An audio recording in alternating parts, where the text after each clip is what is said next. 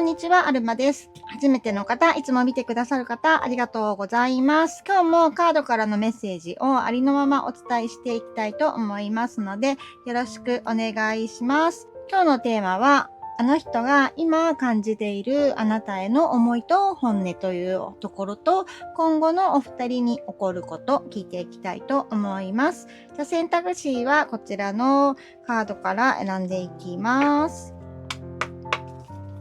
で、細かいスプレッドで言うと、お相手の現状と、お相手のあなたへの気持ちと、あなたに言えていない本音ですね。あと、今後お相手がどういう風にしたいと思っているのかと、今後お二人に起こることですね。で、これ以外に展開次第でもうちょっとここ深掘りした方がいいなって思ったところとか、届いてきたところは、リーディング増やしてやっていきます。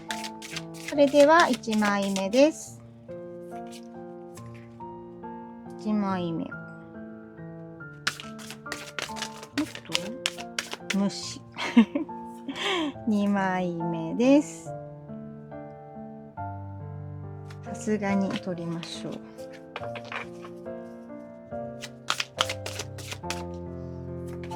はい、じゃあ3枚目です。で、こちらの中からお好きなカード1枚選んでください。複数あるときはどちらからメッセージ取ってもらっても構わないです。それでは1番のカードを選んでくださった方のリーディング始めていきます。まず浄化します。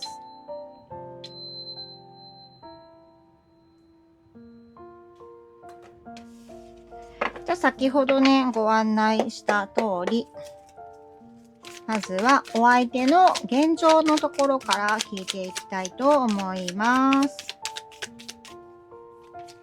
こちら、太陽の逆位置。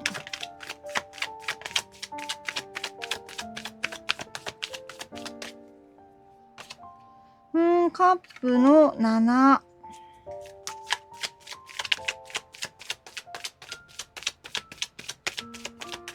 3枚目がソードのエース。これもうね、もうね、なんですけど、お相手、多分、あなたとまたつながりたいって思ってるんじゃないかな。なんかもう届いてきちゃった。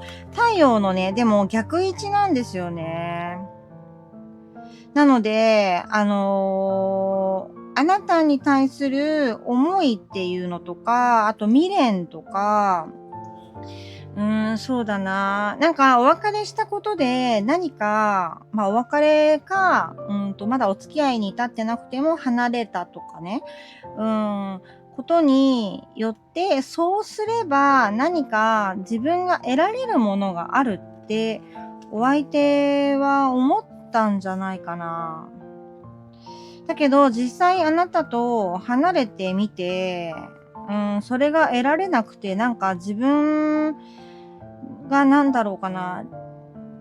まあ、現実を理解したみたいな、そんな感じで入ってきますね。なので、この得るためにあなたと離れるっていうのは、例えば、そうだな、昨今で言うと、回避型のタイプの人とかが、あなたから逃げたことで、安らぎとか、その気持ちの揺らぎとかが起こってしまって、あなたから離れたことで、その揺らぎが安定するって思ったとかね、そういうことも精神的なところの方が強く入ってくるかな。なので、あなたと離れることによって仕事に集中ができるとか、なんかそういうことっていうよりかは、気持ちの面で自分が、こう、なんていうのかな、納得する方向に行くって感じたけど、実際離れてみたらそうじゃなかったみたいな。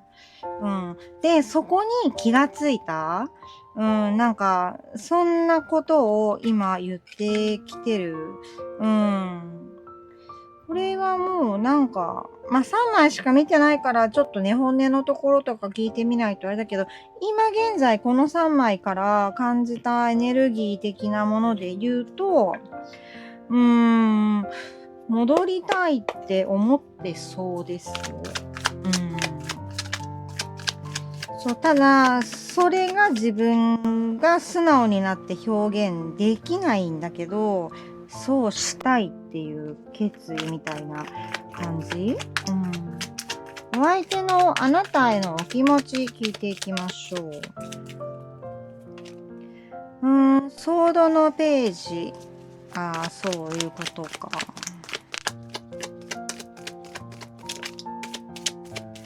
気持ちね。ペンタクルの1。笑っちゃった。ごめんなさい。まあそうですよね。3枚目、ジャスティスね。葛藤してるね。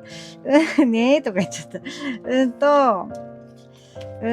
ここで入ってきたの、やっぱりね、これ自分から離れた、お相手が離れた人の方が、リーディング見てる人多いのかなって思うんですけど、それを気にしてて、もうあなたに伝えたいけど、どう伝えていいかがわからない。始めたいんだけど、どう始めていいのかわからない。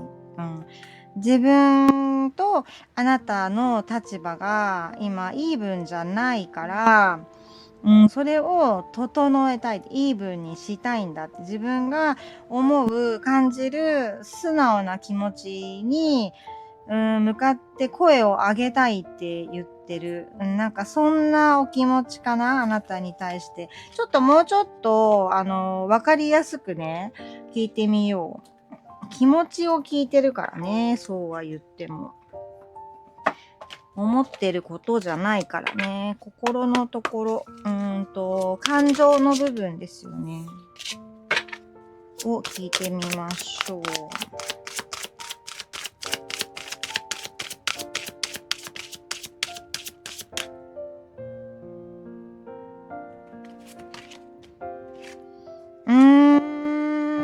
素直になりたいって言ってるかな。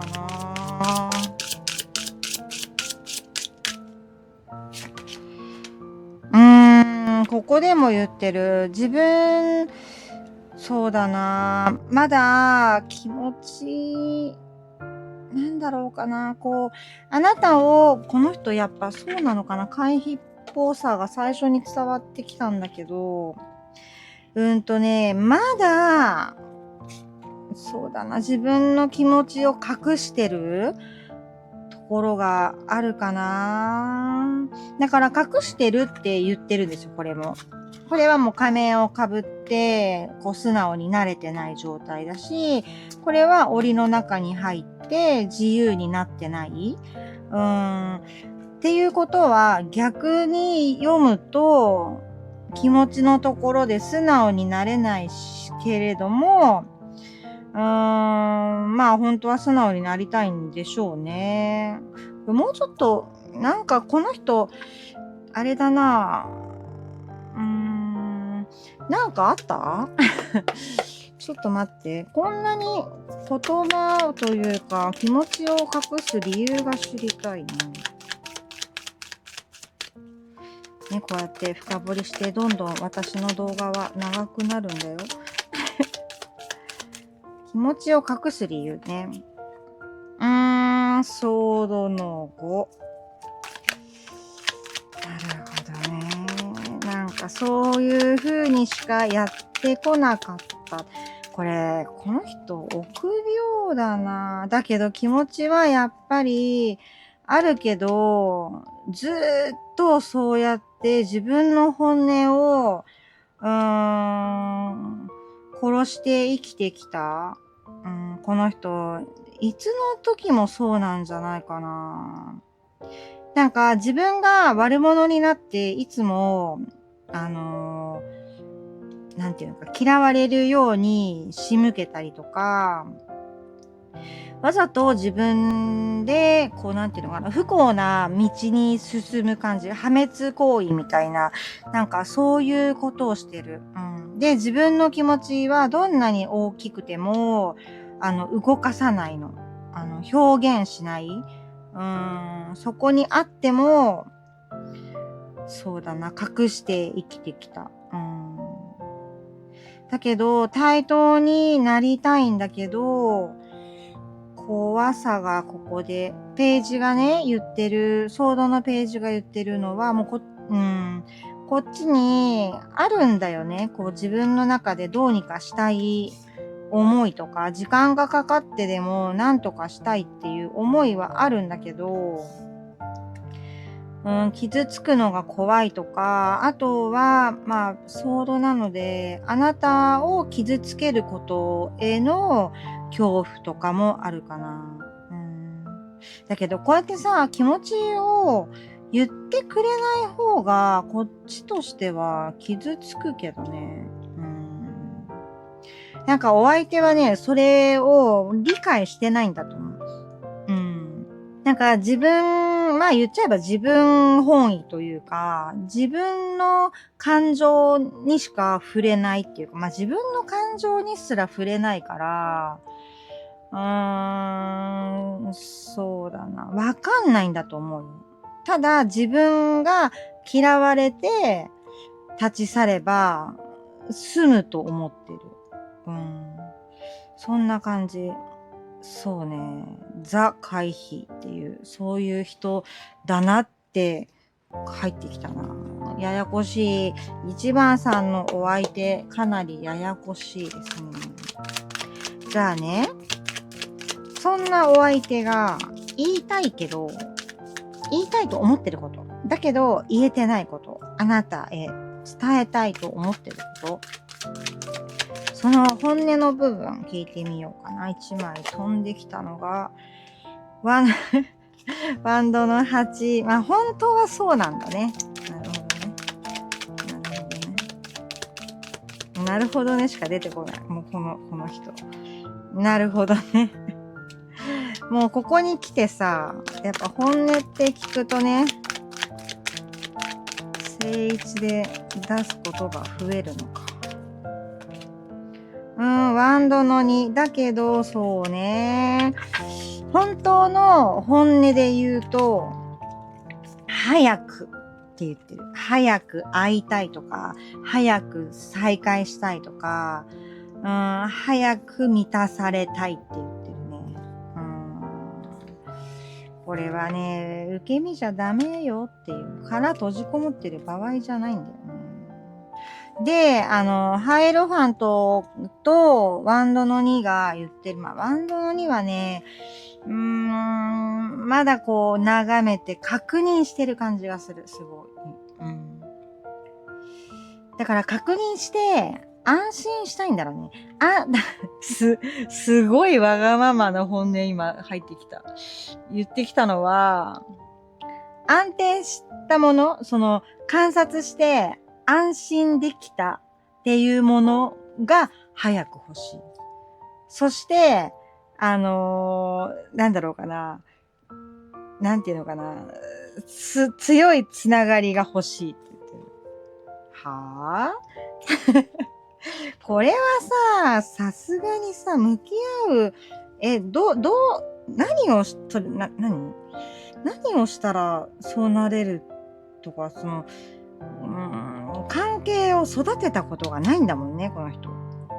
だから関係の育て方がわかんないから、だからこんなわけのわかんない、簡単に手に入るとかって思ってるんだろうな。なんか、気持ちをさ、削りながらというか、擦り合わせながら、時には痛みもあるけれど、綺麗な形に整っていくわけじゃないですか。まあ、この子たちもそうだよね。私原石好きなんで原石ばっかり持ってるんですけど、こうやってさ、ピカピカになるにはさ、いっぱい削れないと、ピカピカにはならないじゃない？私は原石が好きなんです。ただたまたまこの子は、その時、うわーって、まあ、石の話はいいよ。ね。ありのままっていうのが私のテーマだからね。石もありのまま。まあ、この辺とかは、磨いたりは使ったけど。まあいいや。そう。だからそういうのを、この人は、分かってない。これどうにかなるのかななんかもうお母さん目線。じゃあね、本音のところで、もうこうなりたいみたいなこと言ってきたけど、もうちょっとね、こう、どうしたいと思ってる。もうこれは能動的にね、どうなりたいかじゃなくて、じゃあどうしようと思ってるかにしようか。まあどうせまた、ね、主導的なことを言ってくるんでしょうか。どうしたいのか。ペンタクルの7。まあ、言った通りのカードが出てきちゃった。ソードの、クイーンね。今のワーは、ワーのワーじゃなくて、ワンドって言いそうになったワーだったね。3枚目。またこうやってさ。もうね、どうしたいって、あなたがどうするべきと思ってるとかって聞いたはずなんですよ、私は。だけど、また不安。これからどうしたらいいのって言ってる。どうします皆さん。今カメラ目線になったけど、見ても伝わんないですよ。でもなんかね、まあ、そうだな、不安はね、まあ不安をすごく強く言ってるんだけど、ここまで意識的に感じる、この現実が見えたって最初に言ったじゃない？なんか、得られると思ったけど、得られなかったっていうところまでは、まあ、お相手のね、脳内のことだから知ったことじゃないんですけど、なんかお相手的には、ここまで頑張ったって言ってる。はぁだよね。ここまで頑張ったんだけど、これからどうしていいかがわからない。だから自分の気持ちの整理はついたんだけど、もうなんせさ、自分からさ、プラスに働く行動って多分したことない人だから、気持ちは整った。だけど、どう行動していいかわからない。を言ってるんだよね。で、考えてるんだけど、結局、クイーンだから、女性性だよね。受け身なんだよね。これどうする？で、カップのページ。まださ、聖一で行ってきたらさ、ちょっと、なんか、失敗してもいいから、動いてみたいなって来るんだけど、逆で言ってるからさ、縮こまってるんだよね。なんか3歳児みたい。なんかさ、ごめんなさいね。相手のことちょっとこう言い過ぎかもしれないけど。3歳児がさ、こう、好奇心で、こう、例えば知らない場所に来て、知らない人に話しかけられて、でもその人のお話を聞いてみたいとか、違うね、知らないお友達が遊んでて、遊びたい、興味はある、すごくもっと行動したいって思いながら、ママの股の裏に隠れるみたいな。なんかそういう印象。だからここでお母さんが、こうね、ママが行ってきなよとか、その中のさ、誰かがさ、来てくれて遊ぼうって言ってくれるのを待ってる。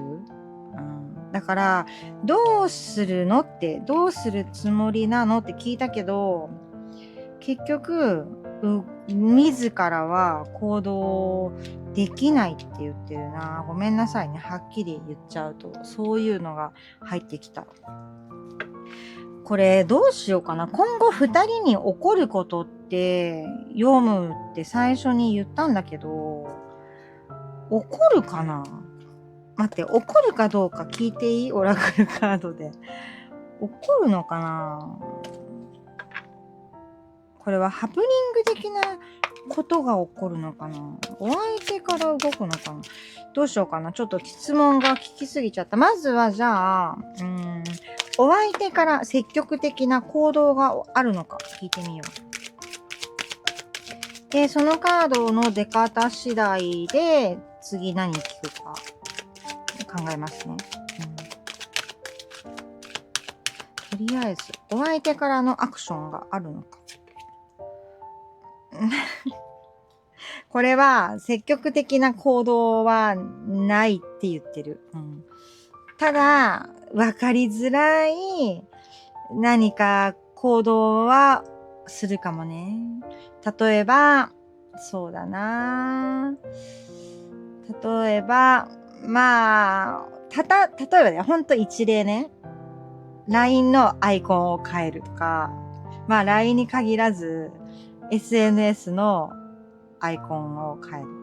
あなたと、こう、会話の中で出た何か、場所とか、ものとか、まあ、あなたと一緒にいた時の写真とかがあれば、そういったもう、超ちっちゃいサイン。あとはほとんどの人が見ないような、ホーム画面のメッセージを変えるとか。めちゃくちゃわかりづらい。だけど、そういうサインしかお相手は、してこないんじゃないってカードは言ってる。そうだな。じゃあこれ分かった。あなたから何か行動を起こすと接続があるのか、再会とかね、があるのか。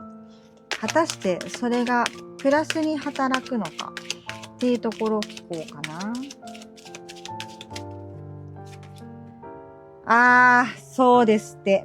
しかもパーフェクトタイミング出てきちゃった。これは、あなたから何か行動をする方がいいみたいだね。パーフェクトタイミングは今のことなのか、それとも、パーフェクトタイミングにしてって言ってるのか。もし後者だった場合、間違えたくないよね。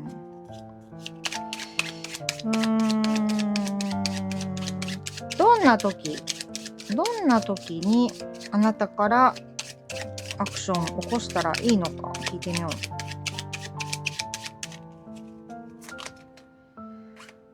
う。お友達とかいます？共通の知り合いとか、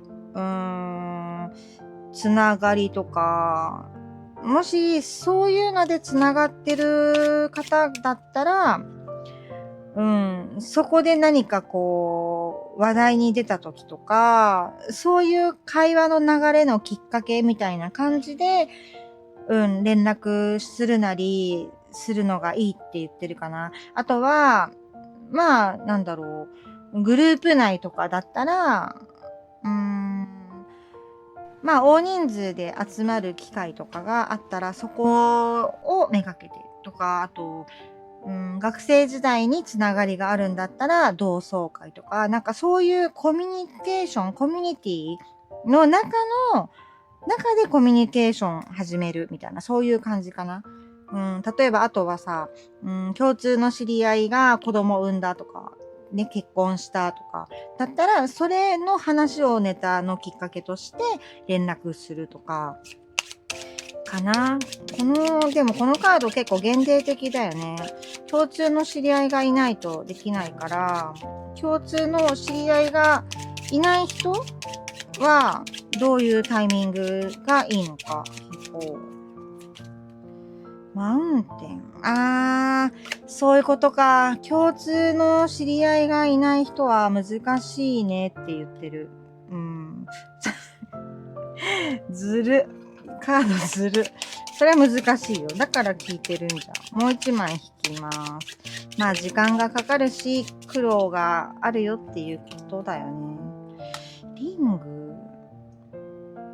グ。約束。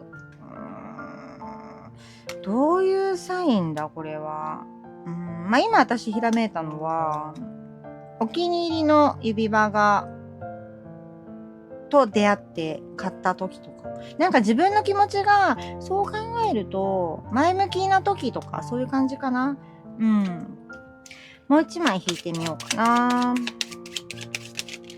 まあ指輪じゃなくてもアクセサリーでもいいんだと思う。あとお仕事がうまくいき始めた時とか、なんかあなた自身がポジティブにこう切り替わったタイミング、例えばずっと悩んでたことが解消した時とか、お仕事で、昇給したとか、そうだな。そういう感じ。リングも、そうね。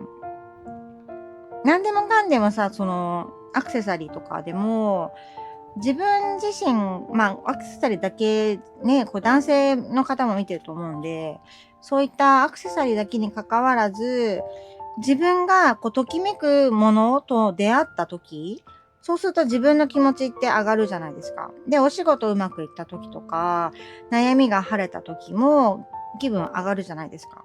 そういう時がベストタイミングだから、お相手との接続を、連絡してみたりとか、アクション起こしてみてって言ってる感じかな。そうね。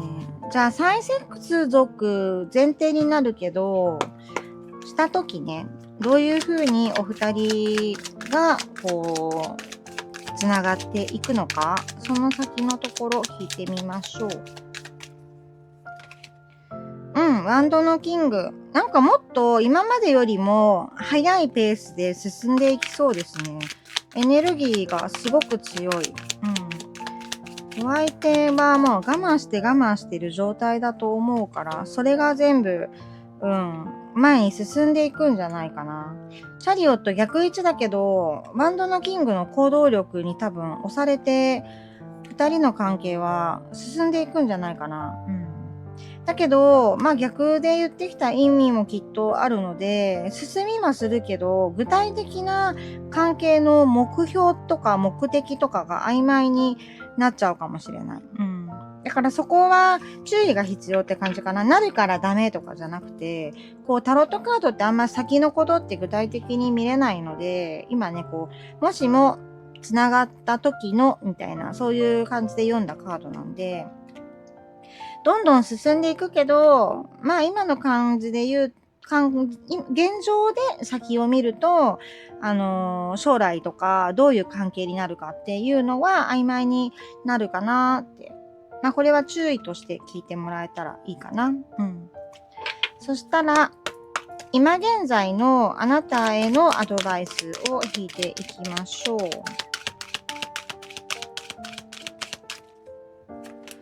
じゃーん。なんか人に頼ってって言ってるかな。しかも、守ってくれる。守られるから、人に頼ってって言ってる。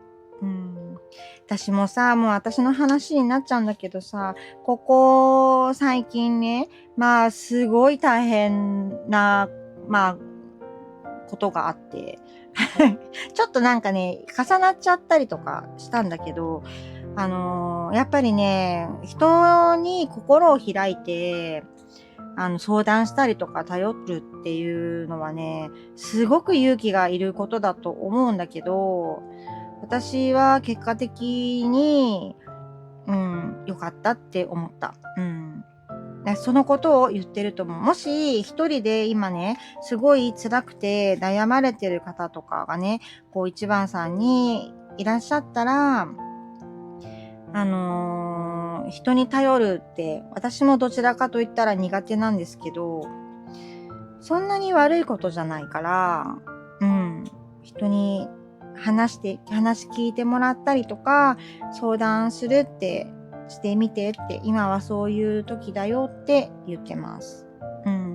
ちょっとね、お相手がちょっともう殻に閉じこもりすぎちゃってるから、まあ本音とかはね、ちゃんと言ってきたんだけど、あんまりこう、今現在見ると、すぐ動けるような心境になさそうだからね、もうちょっとこう、時間がかかっちゃうのかなって思いました。そんなところかな。1番さんのリーディングは以上です。最後まで見てくださってありがとうございます。何か参考に、なるところがあったら、ぜひ高評価ボタンを押してください。そして、ちょっとでも気に入ってくださったら、チャンネル登録まだな方はチャンネル登録をぜひぜひお願いします。あと、ハイプとコメントくださる方、いつもありがとうございます。とっても励みになってます。コメントも全部読んでます。こんなところかな。また次の動画でお会いしましょう。バイバーイ。それでは2番のカードを選んでくださった方のリーディング始めていきます。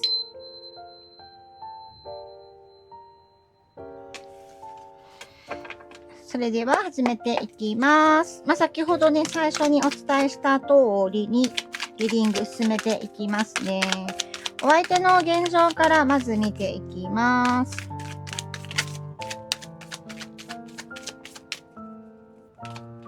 わお。ペンタクルのキングです。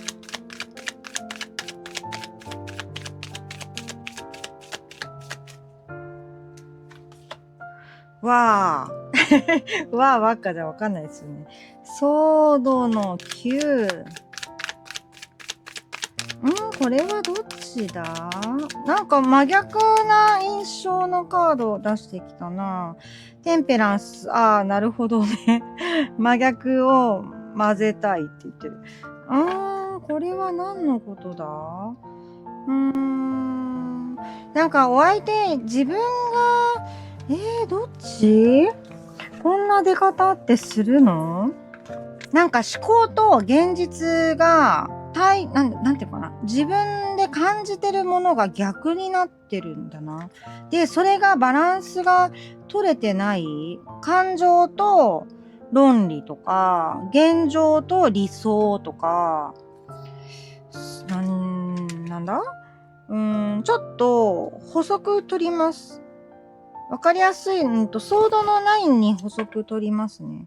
何にそんなに悲観的になっているのか。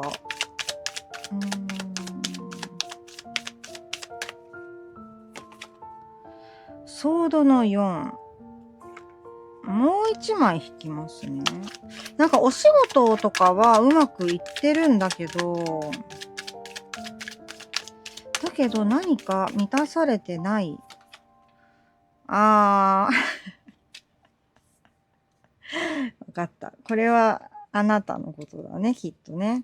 恋愛、仕事はうまくいってるんだけど、あなたがいない、そういうことらしいですよ。ちょっとここ、もう一枚引こうか。あんまこじつけっぽくはしたくないんだ。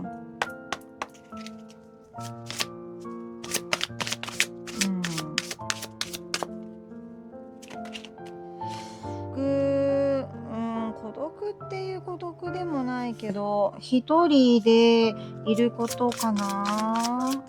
これ、あれかな。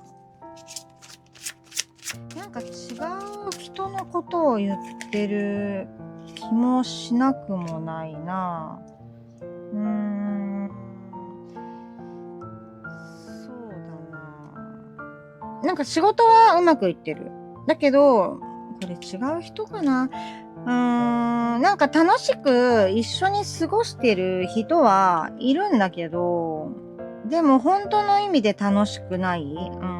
表面的には満たされてる感じだな、これは。それを言ってるな。なんか深い愛情とかなんかそんな感じじゃないな。そうだな。ちょっとここで、これがちょっとね、あなたなのか他の人なのかちょっと明確にわかるので、あなたに対するお相手の気持ち聞いていきます。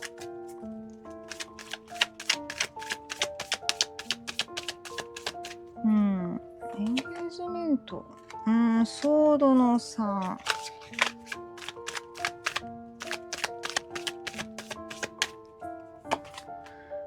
カップのページ。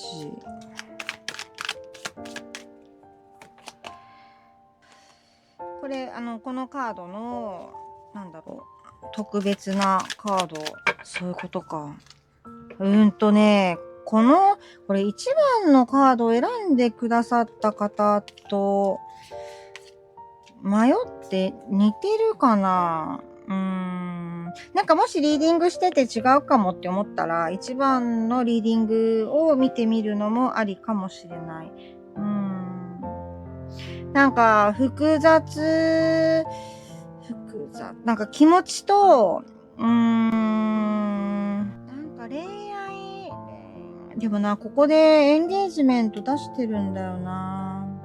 そういうなんかね、二つの思考があるね。やっぱりこことここもそうだけど、こう一人で楽しみたい気持ちと、あなたと過ごしたい気持ちの二つが今バランスを失っている。で、この一人の時間を楽しむっていうのは、お仕事だったりもするかも。あとは、仲間とか、そういうコミュニティとかも今届いてきたかな。だから恋愛じゃない面では満足してるんだけれども、こう、恋愛感情とか、異性の問題とかを考えると、休みたいけど、こう、求める苦しさみたいなのもあるって言ってるかな。で、あなたに対する気持ちとしては、そうだな、どちらかというと、悲しみの方が強いかな。この2枚からね、恋愛感情っていうのは多少は入ってくるんだけれども、積極的な印象があんまりなくて、そうだな。なんか心の中にしまってるって感じかな。だから、どうにかしたいとか、そういうエネルギーじゃないんだよな。なんか道を開いていきたいとか、したい気持ちはある。だけど、悲しみとか、そのお相手が未来に予測しているネガティブな思考とかの方が、今はあなたに対しては強く思ってるかな。そっちの方が、愛情よりも守りの方が強いかな。だけど、こう、一人でいる不安とか、そこに不満とか、不満っていうほど強くないんだけど、こう、なんか、満たされない気持ち、なんかそういった葛藤が見えるかな。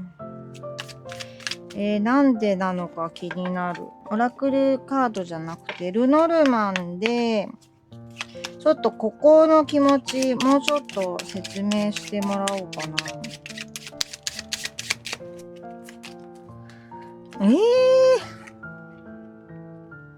純愛出てきた。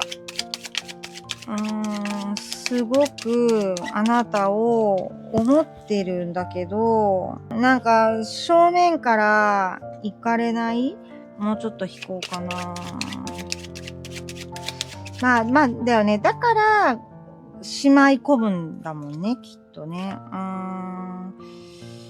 発展させたいとか、手に入れたいとか、逆にその気持ちが強すぎるのかな。失いたくない。これ以上あなたとこう傷つけ合ったりとか、そういうことをしたくないから、そうね、そう。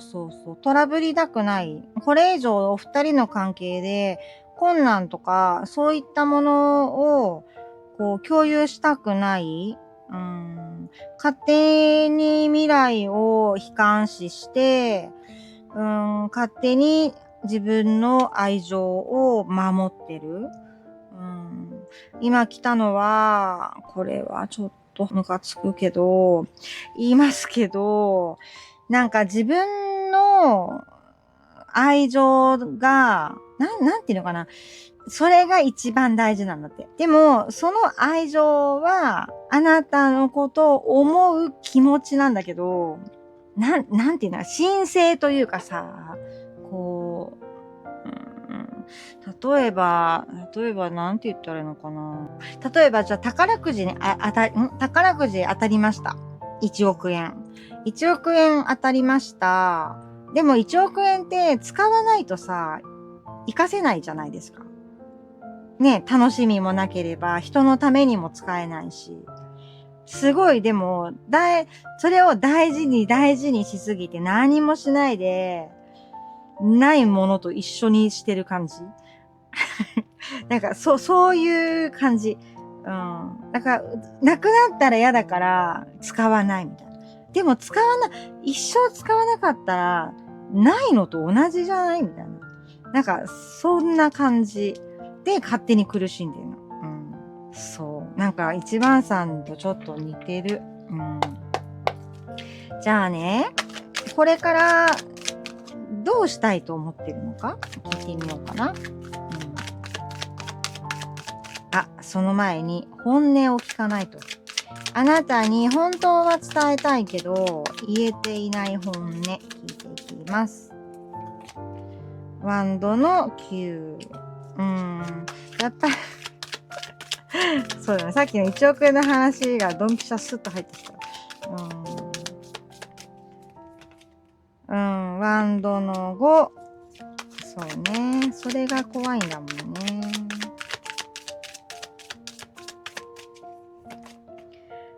ソードのキング。そうだな。まずは、やっぱり、その1億円の話と一緒で、もう守ることに、私は一生懸命ですって言ってね。もう絵の感じもそうだけど。で、やっぱり摩擦して、これ以上二人の関係、だからもうほんと失うのが嫌だってことしか言ってないこの人。保守的が過ぎる。自衛っていうのかな保守的っていうよりかは。で、キングノーだって。なまっちゃった。ソードのキングが言ってるのは、ソードのリズムで言っちゃった。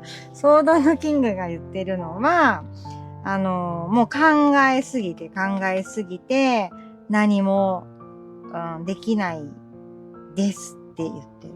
なんかこう、白旗あげてるイメージが届いたかな。まあ、ただの弱虫かな。さすがにこの人は。そうだね。せっかく1億円当たってもさ、使わないと意味ないからね。せっかくさ、あなたのこと好きでさ、愛情あっても、伝えなかったら伝わらないし、その先に見える可能性のある幸せなんか得られないよね。って思うけどね。まあ、どうしたいと思ってるのか聞いてみよう。この先、そうだね。どうしたいのかとか、どう向き合っていこうとしているのかとか、まあ、向き合うことができるのかわかんないけど、そのあたり聞きましょう。頑張るって言ってるよ。頑張るって言ってるってか、頑張りたいと思ってる。でこの後ちょっとね、実際行動に出るのか聞いてみよう。思ってるだけじゃダメだからね。はい。この人、頑張ると思ってるじゃないや。頑張っていこうと思ってる、動こうと思ってるって言ってる。この人は、頑張れる人かも。頑張れる人だね。3回も言ったけど。自分で答えをちゃんと出して動くって言ってる。だけど、すごく慎重に間違いがないようにしたいから、時間はかかってしまうかもしれないけど、行動したいと思ってるって言ってる。じゃあね、私はこの人のこと信用してないから、思ってるだけの人は信用しないから、実際に動いてくるのか聞いてみようかな。厳しく。詰める。これ実際やったら嫌われるやつだけどね。詰める。動いてくるかな。動いてくるね。ああ、よかった。よかった。あなたに伝えに来ますね、この人は。時間かかるけど。うん、時間かかるけどって言って吹っ飛んだのが、時間がかかるカードだった。まあ、時間はかかるみたいです。ただ、やっぱここと一緒だね。間違えたくないから、丁寧に行く。うん、こっちも現実としてちゃんと形にしたいから、丁寧に行く。で、こっちはもう、苗から植えてさ、この木になるまで、まあ、本当のそれぐらいかかるかどうかって言ったら、それぞれの受け取り方で受け取ってほしいんだけど、こう木がさ、大きくなるのにも根をいっぱい張って栄養をね、いっぱいもらってお日様に当たってお水をもらってってやらないと育たないじゃない？そのスピード感です。ただ、動いてくるって言ってるし、もうここでも動くって言ってるから、動きたいっていうもうジャスティスでもうその意思を伝えてきてるし、行動で見ても動くって言ってる。かっこゆっくりだけどっていうのがあるけど。うん。だからそこは、信じてあげてもいい相手かなって思った。うん。そうですね。大事にした。まあね、わかる。まあじゃあ、いいよ。こうやって動くって言ったから、まあ私も寄り添ってあげよう。1億円当たったら、さすがに最初は怖くて使えない。うん。そういう考え方もある。うん。だけど、やっぱり、ね、使わないと、もう全部ずっと1億円の例えだけど、ね、使わないと意味ないなっていうことに気づくんだろうね、きっとね。うん。まあ、もしかしたら、今もうすでに気づいてるかもしれないね。じゃなかったら動きたいと思ってるなんて言ってこないからね。うん。今調整中なんじゃないかな、テンペランスが言ってるのは。うん。今の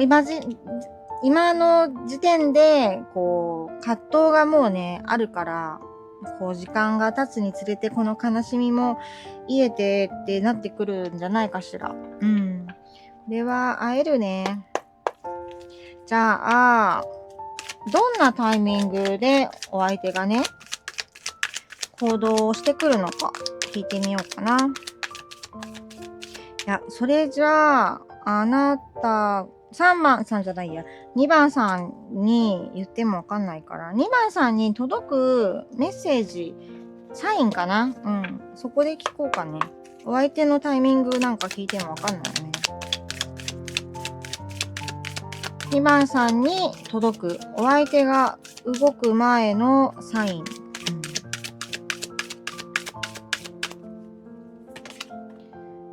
イエス。肯定されることがある。何か。認められたりとかするのかな？そうだな。なんか今ここで感じた、この2枚から感じたのは、2番さんに多分私生活の中で大きな選択肢を与えられる時が来るんじゃないかな。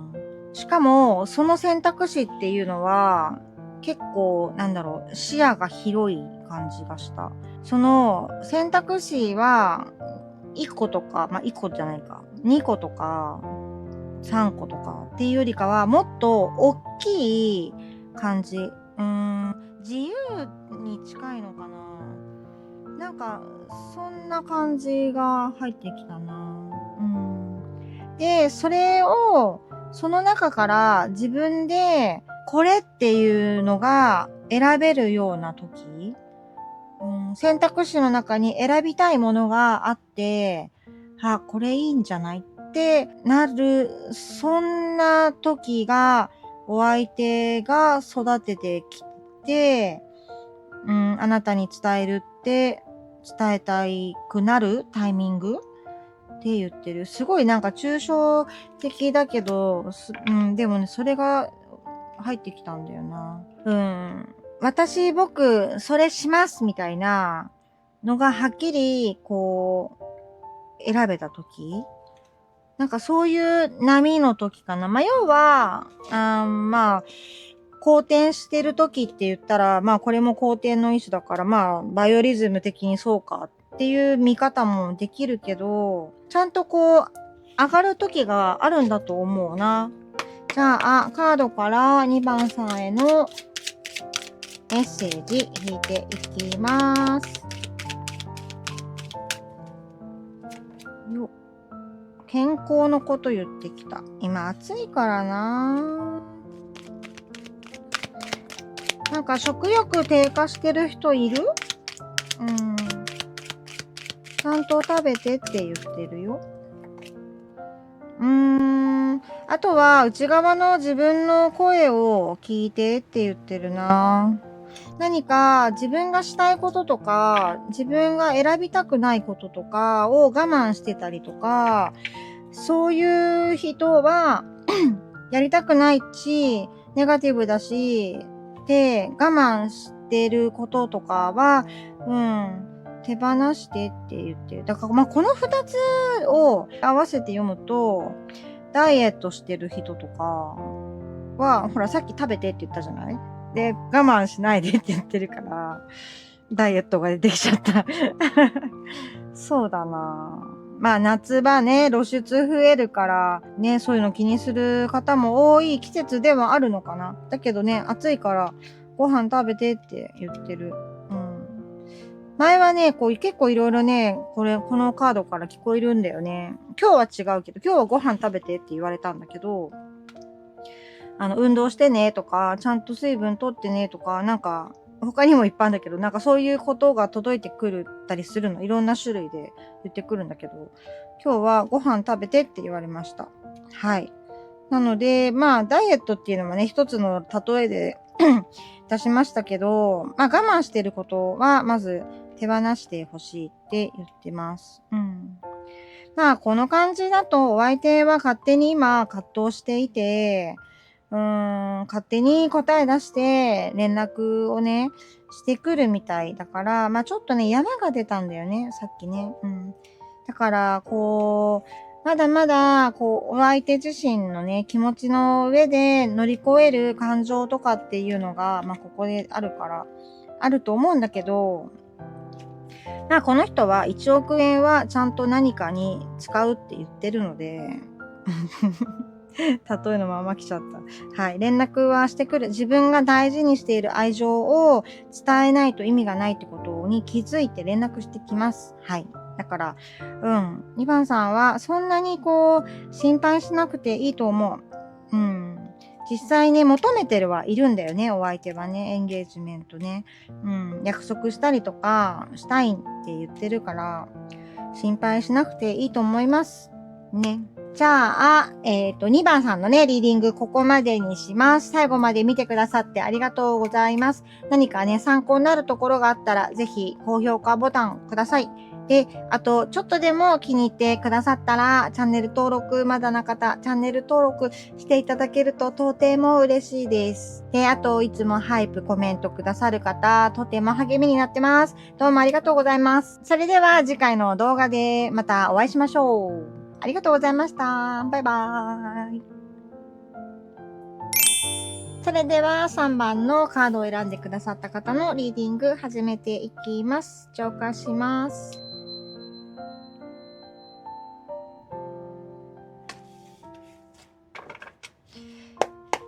それでは始めていきましょう。先ほどね、初めにお伝えした手順というか、通りに聞いていきたいと思います。まずは、お相手の現状ですね。ワンドの2です。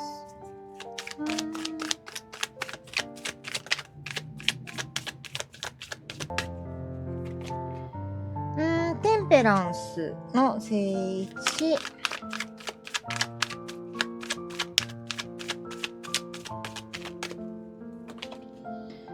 ワンドの10。なるほどね。お相手今ちょっと切り替えの時かなっていうのは、仕事とか何か生活とかっていうよりかは、気持ちと現実っていうものを、一つにしようとしてる。前までは、なんか自分で、こう、背負い込んでしまったプレッシャーとか、そういったものに、こう、潰されそうみたいな、それがすごく辛くて、あまり身動きが取れなかった。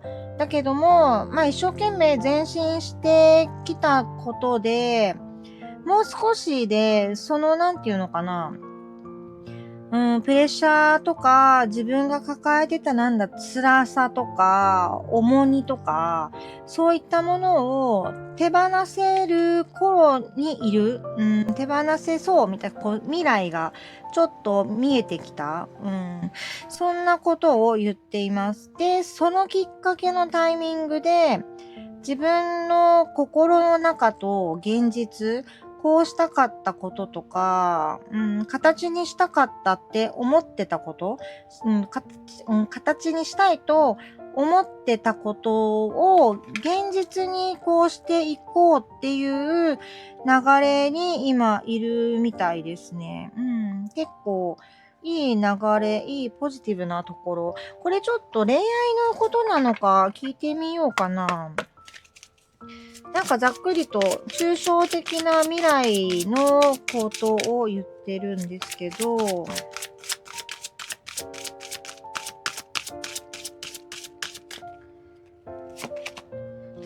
恋愛のことですね。なんかこう、素直になる。前までは素直になれなかったんじゃないかな。で、素直になって、それをただ単に、こう、自分の気持ちを認めるとか、受け入れるとか、そういうことだけじゃなくて、それを行動に移そうとか、まだね、移すぞっていう、そこまで強いものは届いてこないんですけれども、移す時だよなとか、移せるタイミングだなっていうのを、お相手は今、こう、決断まではいかないけど、それぐらいの間にいるみたいです。これ、あなたに対するお気持ちのところで聞いてみましょうかね。これ、過去にね、ご縁があったお相手とあなたとのリーディングなので、そこを言ってるんじゃないのかな。あなたへの気持ちは、ソードの9。これもね、ネガティブなカードって逆さまの方がいいんですよね。なんかもうそれを辛かった思いとかを、手放そうとしてる。そうですね。ハングドマンも身動きが取れなかったところをこう変えていこうとか、自分がこう停止して、いっぱい出てくるこの人。停止していた、ことで、見え方が変化したんじゃないのかな。それで、こう、プレッシャーとか、その重圧とか自分で抱え込んでいたもの、外部からのプレッシャーっていうよりかは、自分の中にあるもの、の見え方が散々悩んだ挙句見えてきた。で、ペンタクルの10と、スターの逆位置ですね。あなたへのお気持ちのところで見たんだけれども、そうだな。なんかね、すごい好きとか、なんかそういうエネルギーよりかは、なんか責任とか、そういう感情、気持ちが入ってくるかな。でも恋愛感情はここでもう素直に、恋愛感情として素直に、ならなきゃとか、今まで抱えてたけど、それを表現するっていうことを言っているので、そうだな。自分の恋愛感情に対する責任なのかな、これは。ちょっとオラクルカードを引いてみます。そうだな。なんか、そう、ただ好きとかそういうんじゃないんだな。視点が変わって、責任を持ちたいと思ってる。訪問者。これ、あれですかね。もう一枚引きますけど、もしかして、あなたに今、親しくし始めた異性とかいらっしゃいます？なんかそのことで自分が動き出さなきゃみたいな感じで伝えてきたかな。だからスターの逆位置は、なんかあなたを失ってしまうかもしれないっていう、その希望がなくなっちゃうっていう意味合いで言ってるんじゃないかな。あなたが自分から離れてしまうんじゃないかっていう、その危機感を今お相手は感じている。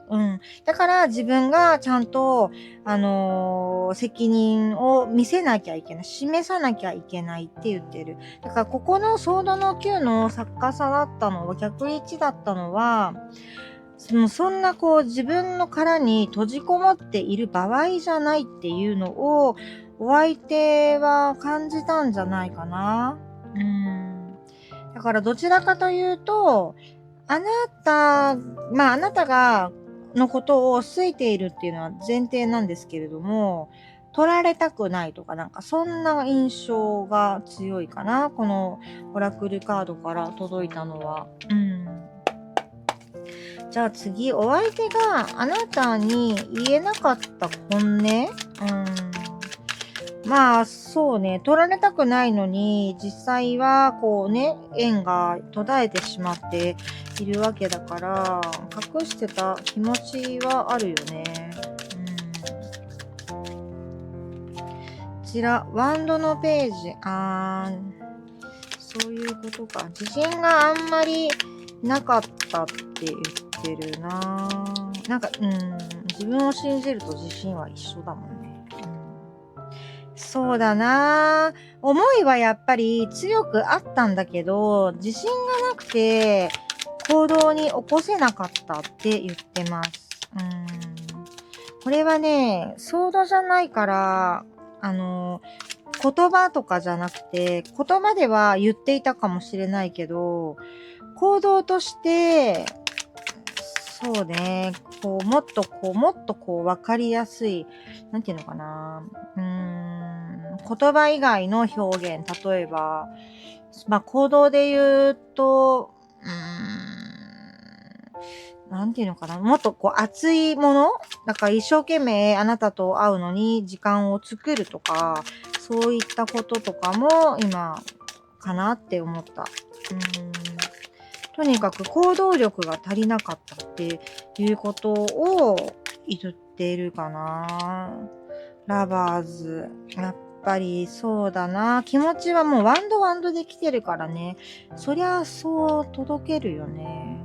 あなたに、あれですね。本当は気持ちを、ちゃんと伝えたかったけど、それができなかった。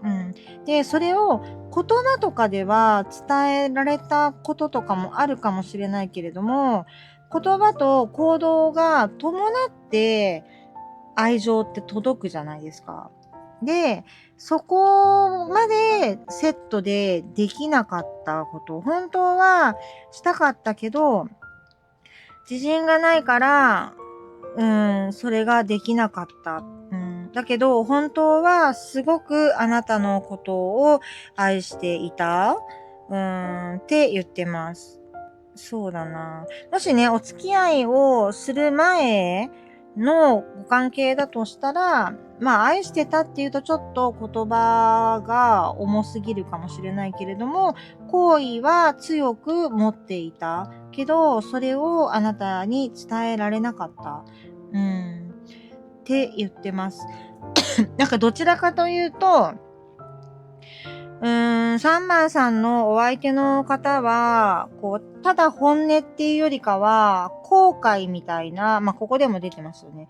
後悔みたいな感情の方が強いかな。そんな印象がすごく入ってくる。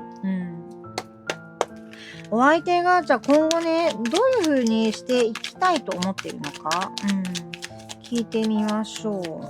でもここで、ね、未来についてちょっと肯定的に表現しているので、行動があるかな。ペンタクルの3ですね。これはお相手から動きで、日本語、動き出してきそうかな。まだね、でもまだそっか。まだ今、まだって言ったらまだなカード出てきましたけど。おっと表出たんでどっちも読みましょう。その、まだねって私が言って途中でやめたまだっていうのは、この自信がない、お二人、これから二人の関係を再構築していこうってお相手は思ってるんだけど、まだちょっと、ここのテンペランスで、調和するって言ってるんだけれども、多分、そうだな、ここは不安があるから、完全に調和するのは、どうだろうっていう不安さは出てる。それはここが言ってる。ペンタクルの5。だけど、あなたとだったらできるんじゃないかなっていう信頼みたいな気持ちがあるかな。それが、これ飛び出たからどっちがどっちかわかんない。リーディングで、流れで言うと、正位置読みが正しいと思うんだけど、そうだね。お相手は、あなたともう一度やり直すことを望んでる。で、叶えようってしてくると思います。そうね。現状辛いけど、あなたのことをすごく信じてる。あなたとだったらできるはずって言ってる。あと、少しちょっと気になるところとしては、自分からの積極性っていうのは少し弱いかな。ここでね、行動力が、なかなかね、そんなに強い方じゃないのは、ここで伝えてきてるし、ペンタクルの5も、ちょっと受け身な感じがするかな。だけど、あなたのことを信じてるから、自分が、強く願ったら、答えてくれるんじゃないかっていうことを言っているかな。キャンドルが消えましたね。これ一応、もうちょっと読みたいので、つけますね。じゃあ再開します。そう、そんな感じ。これ、どうしようかな。なんて見る？お相手の、そうだな。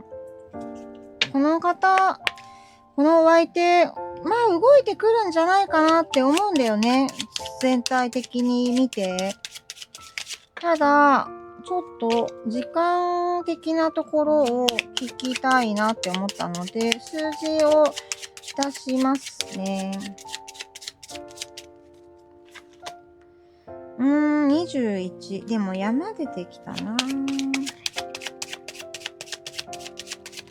やっぱり時間はかかるのかな、ちょっと。犬。そうね。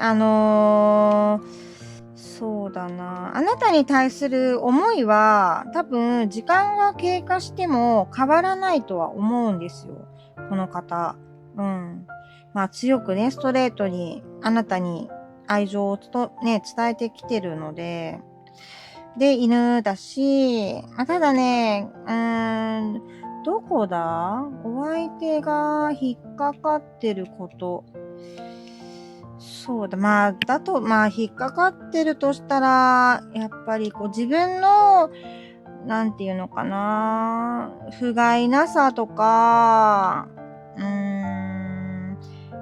行動力がもともとね、すごいそんなに積極的な印象がないので、まあそこの、ハードルをお相手が超えられた時っていう印象ですね。で、数字で見ると21、18ってなんか1ヶ月以内風なんだけど、なんかね、届いてこないんですよね。なんかこれは、こっちのカードの意味の方を強く進めてこられた感じがあって、まあでも28か。まあこんだけ数字まとまってきてるので、もしかしたら今から1ヶ月以内で言ってくるかな。お相手のカードで出してきたし。そうね。まあ、今見てくださってる方が、ね、見た瞬間からっていうわけじゃないと思うんです。それよりも前に、離れてしまってた時間とかってあると思うので、まあそこも加味して、まあこんだけ数字3週間くらいでね、3週4週で集めてきたので、まあこれも意味があるのかなと思います。なので、あと、1ヶ月くらいで、お相手っていうのは行動が、起こしてくるんじゃないでしょうか。この感じだとね。じゃあ、まあお相手が、そうね、行動してきた後、お二人再会とか、連絡でね、こう、再接続が起こった後のお二人のことを聞いていきましょう。こちら、ソードの5。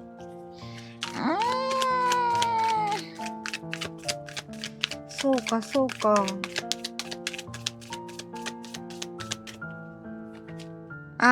そうか、そうか。これはちょっと3番さんは辛いかな。再会した後も、そうだな。ちょっとやっぱここの山はそっちの山だったのかな。乗り越えないといけないことが、再会した後もあるんだけれども、それをね、二人で超えた後は、すごくいい関係になる。だから例えば、この再会のね、きっかけとかが何からなのかまでは今日見てないんだけど、もしかしたら、お互いの、こう、関係を完全に修復させるための再会じゃないかもしれない。なんかたまたまタイミングがあったとか、たまたまなんか違う理由でね、こう、なんていうのかな。そこまで深く、完全に関係をやり直そうみたいな気持ちっていうよりかは、どんなもんかなみたいな、最近どうしてるみたいな、その流れぐらいな再会。で、そこで会った後も、すぐに、復縁みたいなことにはならないことで、悩む時間があるかもしれないね。なんかそんな印象。だけど、それをね、乗り越えたら、復縁はあるって言ってる。ただ、ここがどういったことなのか聞いてみようかな。ナクルカード。ちょっと、ここでね、一番辛そうなカードが出てきちゃったな。今届いてきたのは、お相手に、例えばだよ、ほんの一部の人として聞いてほしいんだけど、お相手が、パートナーがいると。だけど、うまくいってなくて、あなたに連絡をしてきました。っていう状況とかね、なんか、二股の始まりみたいな時間になっちゃう可能性とか、なんかね、一回、なんかあるみたいなんだよね。そうだな。ちょっと、こう、悩まされることがあるのかなって、今、届いてきたものとしてお伝えしますけど、まあ、カード引いて、それがどう出るか。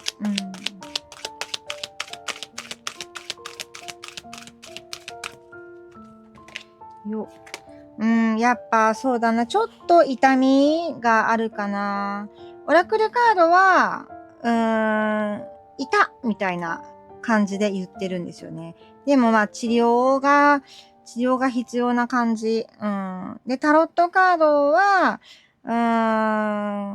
まあだからどっちかな。3番さん次第かな、そこの感じ方は。でも、やっぱり痛みとしては、ここでもまた、ね、被せて出てきたので、再開した直後に、こう、すぐに復縁っていう流れじゃなくて、その後一回痛みがあるよって言ってるね。そうだな。アウチって言ってる。で、これは、あれかな、3番さんが、こう、精神的にね、どれぐらいの、こう、バロメーターの時にあるかによって、痛みの感じ方が違うんじゃないかなって思いました。そしたら、お相手にじゃないや。3番さんに、カードからのメッセージ送っていきますね。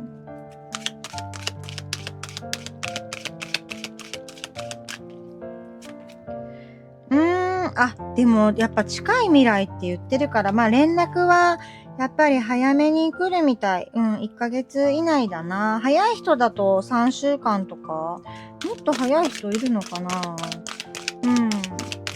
そう言ってる。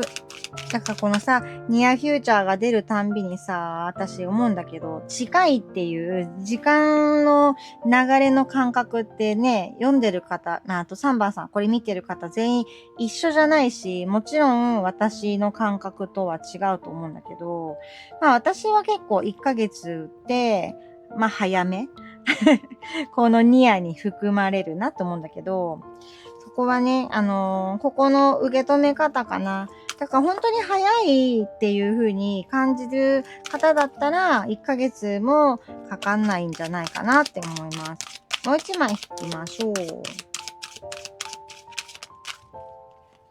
これが浮いてた。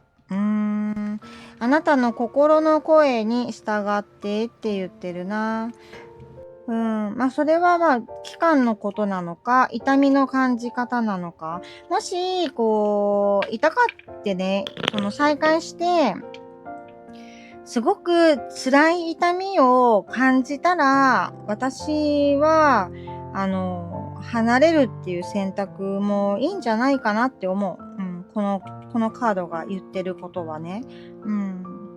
だけど、ちょっとの痛みしか感じなかったら、まあもうちょっと、その先にある未来っていうね、成功っていうのを待つのもいいかなって思うけど、そこの感じ方次第で、自分で、未来どうしていくかっていうのを、こう決めていくっていうのもいいんじゃないかなって言ってます。